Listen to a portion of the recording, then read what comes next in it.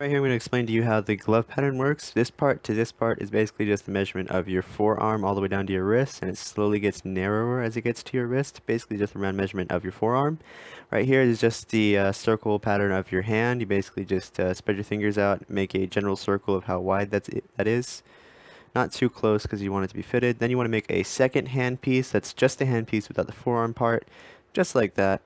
And then you're going to want to make a separate thumb piece. Mine is separate, but you can make it attached if you want. I just do that for fitting reasons.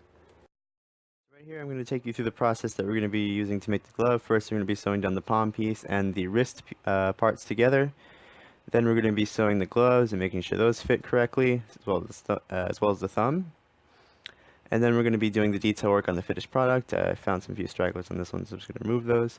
And we're also going to be, well, I'm not going to show you how to add an elastic band because I forgot to film that, but basically it's just making a loop and sewing it in there. And I started off sewing the palm pieces together in order to make a test fit to make sure everything fits. And this would be a good time to use a marker or a pen and draw in between your finger lines. And then you can take that off and use that as a guide. And then you sew the palm to the forearm of the glove. You basically just close up that gap. And then you're going to want to set up the sewing machine to sew over the guidelines for your fingers, over both pieces of fabric, and this will pretty much make the finger parts of your glove. It's a pretty easy way, and yeah.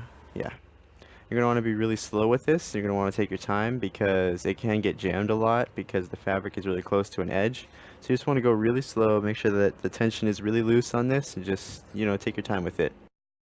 So this is what the glove looked like. I still had the excess on it when I tried it on, so I had to cut that away really carefully. So make sure that you don't cut through the thread when you're cutting off this excess. Just go really slow and carefully. The thumb piece is basically a triangle that can be longer than your thumb that you can just hand sew till it fits. And now that we had the fingers together, I'm going to try to explain to you really quick how to put the thumb onto the glove. You basically want to make sure the glove is inside out, the thumb is right side in, and you want to stuff the thumb piece into the thumb hole, line up the edges, and then sew it down carefully. I'd suggest hand sewing because taking it to a sewing machine is really, really stressful. You have to move the fabric out of the way, make sure it's lined up, so just do it with hand sewing and go it around and around and around until it's just as tight as you need it to be. Now we're going to go on to painting. For painting, I made these cardboard bases. I made 3